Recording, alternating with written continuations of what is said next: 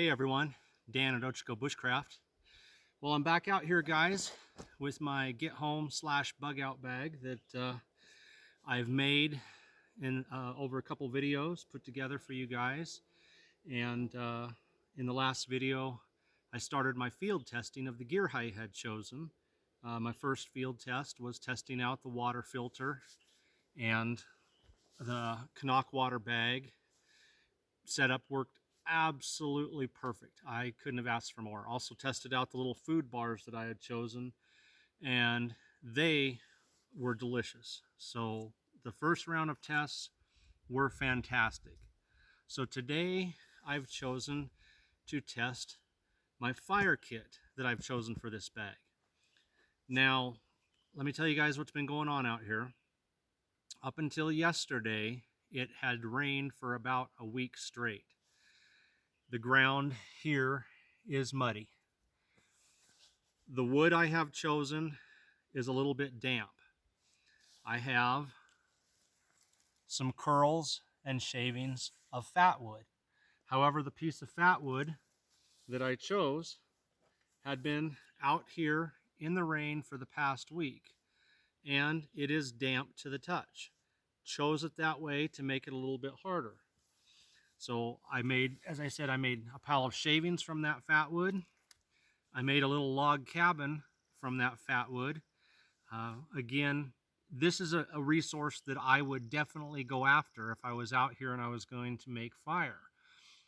But to make things a little bit harder for what I'm doing today, I deliberately chose some wood that was damp, and something that I normally wouldn't do, I put these two fire lays on wet ground. This is wet, muddy ground. I've had these sitting here for a while, so not only is the wood a little damp, it's going to soak up a little bit of moisture from the ground. All of these branches for this pile here, there's nothing real small and real fine in here. I chose bigger stuff that is a little damp and put it on damp ground to make what I'm going to do harder. So everything here is designed to be harder than it should be, because in a real situation, I would be doing my best to get drier wood, get down to the core where it's dry, rather than just taking the outside of the fat wood where it's damp. I would be going after some smaller, finer material, making a tinder bundle, and I would be putting it on a piece of dry bark like this, like I did for these shavings, and that's just so the wind wouldn't blow away, because it's been windy out here. But I've put this stuff on wet ground, damp wood, to make this test much harder and see if what I've chosen is going to work. Okay, guys. My fire kit that I chose for my bug out get home bag. Bugout windproof, waterproof matches, which have about a 15-second burn time.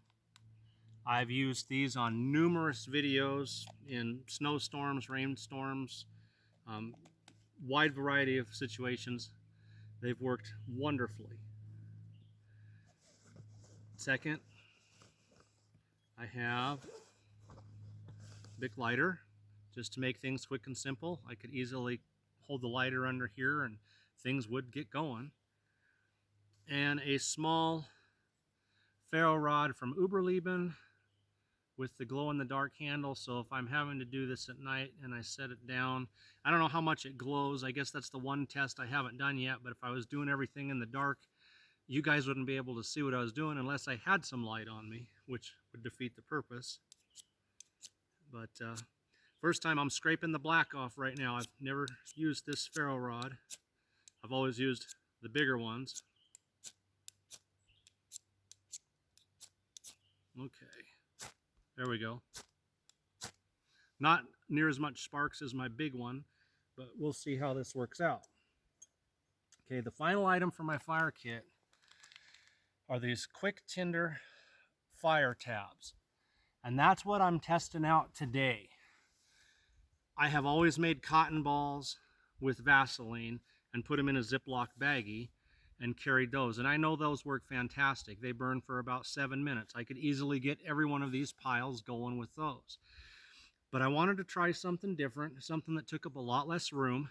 So this little tiny Ziploc baggie holds 20 of these quick tinder fire tabs, or I guess they're not really tabs, but quick tinder fire. Well, they do call them tabs, quick tinder fire tabs. So I've started numerous fires with these. You guys have seen me start fires with my big ferro rod. Starting a fire with a lighter, pretty self-explanatory.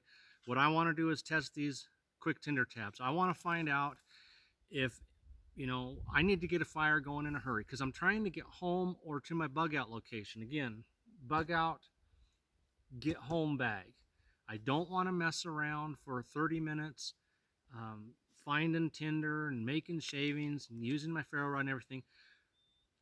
Will these things work? Will they get damp wood on damp ground going? Let's find out. So I've never ever used these before, so this is going to be brand new for me. So I'm going to take 3 of them and I'm going to fluff up one end of each. I assume from what I read that's what you're supposed to do. Okay, I'll put one in here on the damp ground. I'm going to deliberately put it down on the damp ground underneath my little log cabin. I'm going to stick one in the middle of here, and remember this pile is all bigger wood that's just a little bit damp, sitting on damp ground. There's no fine tinder, shavings, anything in there. So this is going to have to burn long enough to ignite that bigger stuff or it's going to fail. All right, so I'll shove that right in the middle here. And then my shavings. I'm going to start with those. Let's see if I can get it where you guys can definitely see. And those are just fine fat wood shavings, but they are damp. And let's make it harder, guys. Let's put them all right here on the damp ground.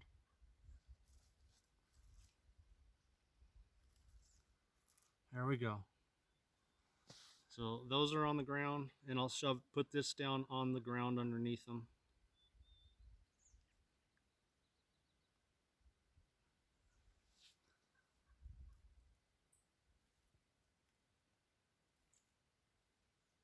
Okay,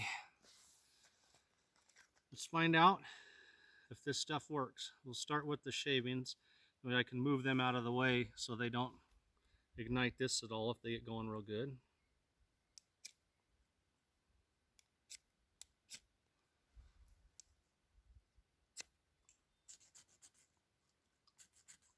Oh, come on now.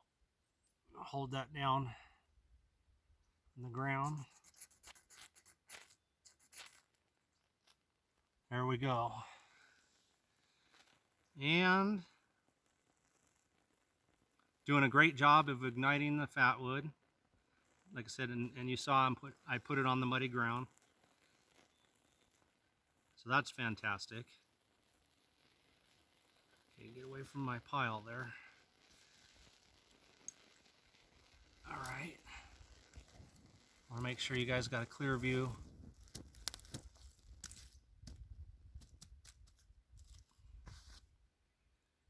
All right, I got this one down under my log cabin. I'm going to try to get this, hold it down here. That's going to be tough to do. Well, I might have to take a stick and shove it in there because otherwise I'm going to knock my pile over.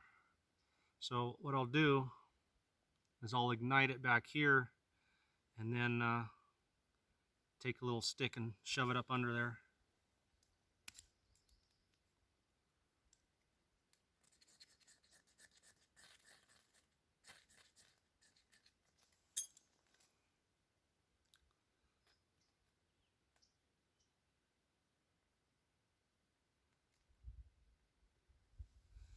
Now that one, I actually shoved it down into the mud as I was sparking it, and it got pretty damp, but it ignited anyway, and it's catching that fat wood. Because part of the moral of the story is that if you got a good igniter, your fat wood's going to take right off even if it's damp, because wow, that took off immediately and is putting out some serious heat. Okay. Well, I don't even know if I can get all that out. I might just leave that burning over there for now. There we go. Okay guys, last one, and this will be the hardest one. Sitting on muddy ground, large pieces of wood with nothing small in here, and it's all a little bit damp. So it's gonna have to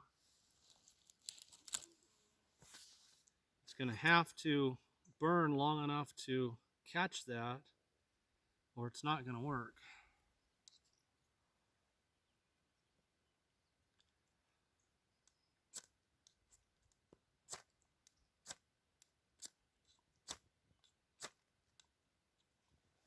There we go. My fat wood's still burning over here.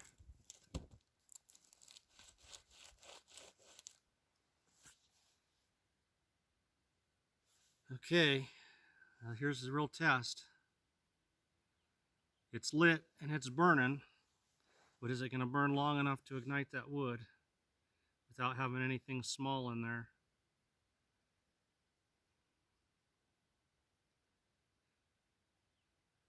I should have timed it. It's still burning.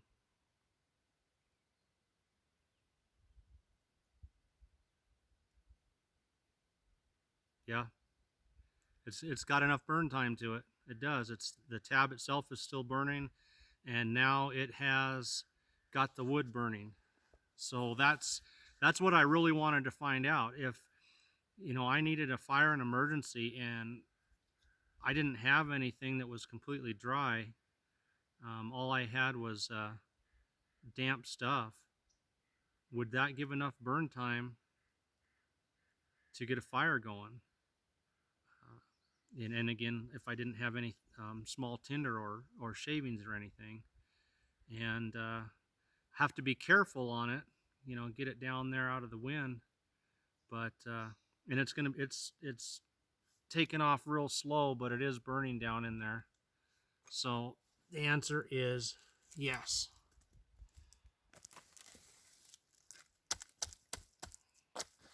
All right, guys. Quick tinder tabs, and again, this is just something that I wanted to try, something different that took up less space in my kit. I got no problem sitting down at the kitchen table and making up a Ziploc bag full of cotton balls saturated with Vaseline, but this is such a tiny little packet to have 20 emergency fire starters in. I mean, right in a shirt pocket or whatever. So I think it was a good choice. Not real fond of the ferro rod. Uberleben is my favorite ferro rod, but that's the big fat one you guys see that I usually have. This thing is not putting off anywhere near the sparks of my big one. In fact, I got my big one sitting over here.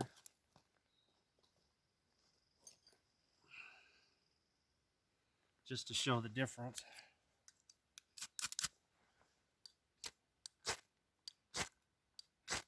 Yeah, that's a dramatic difference. I don't know.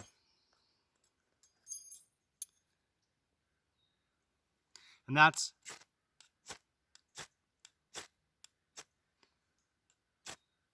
the thing. That's the thing, guys, is so many people just put together a bug out bag, a survival kit, a get home bag, whatever, and they figure, okay, I got all my stuff, I'm good to go.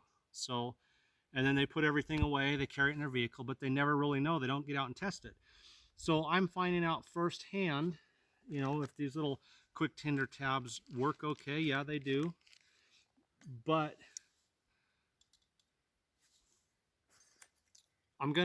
it's only a couple ounces difference. I've got another one of these large Uberlebens at home. I'm gonna swap it out. I don't like this. Look how much, it's much shorter. I've only got that much of a ferro rod, so it was much harder to use. I'm not getting anywhere near the sparks. If something happened that I didn't have my quick tinder tabs and my other sources and I had to rely on this, I wouldn't want to. I wouldn't want to at all. Here, that first fire that I made that took off so quick, the one with the shavings, when I put out right away, the tinder tab only used a little bit to get that fire going. I still got a bunch of it here.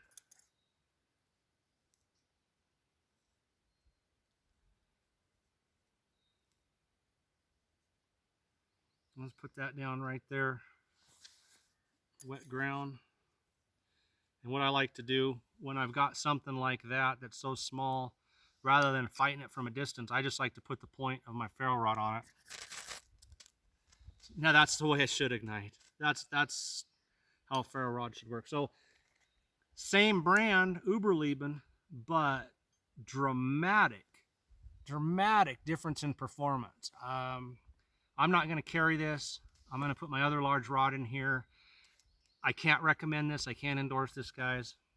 I still say the large Uberleben's the best ferro rod I've ever used. But as far as their smaller ones, my advice would be, after spending my own money and experiment with it, stay away from it. So, fire test. Gonna swap ferro rods. Other than that, everything is good. Like these little quick tinder tabs, I think I will put 2 or 3 cotton balls with Vaseline in the pack as well, in case I get into a serious predicament, you know, pouring down rain and the water's literally dripping off the wood. Because although these little tabs worked, I can see that they probably only give you about a 30-40 second burn time and they're gone, versus 7 minutes with the cotton ball. So I'll add a couple cotton balls to my kit, do the larger ferro rod, and I'll be set to go. So guys, we've put together the bag. I did a full loadout for you. We did water test. We've now done fire test. I'm going to do shelter, and I'm going to do tools. I have not used the SE5 yet. I have not used the little Pocket Boy saw yet. It'll be the first time I've ever used one of these. So we still got a couple trial tests ahead of us to learn about this gear, what's going to work and what's not going to work. Thanks again for watching, and I really hope this helps you guys out, because you know what, I'm testing stuff for you. Maybe you were thinking about buying one of these and you just saw me and the little tiny bit of sparks that it put out, and I just saved you some money. And if I did, I'm glad I could be of help. That's part of the point of this video, is not to just show you guys, hey, this is what I'm doing, but is to help you guys. As I test this gear, you can go, aha, that works really well, and then maybe you want the same, or it doesn't do such a great job, and you'll know not to spend your money, and you'll do the same as I'm going to do, you know, get something that works far better. Thanks guys for tuning in, thanks for subscribing, and enjoy yourselves out there.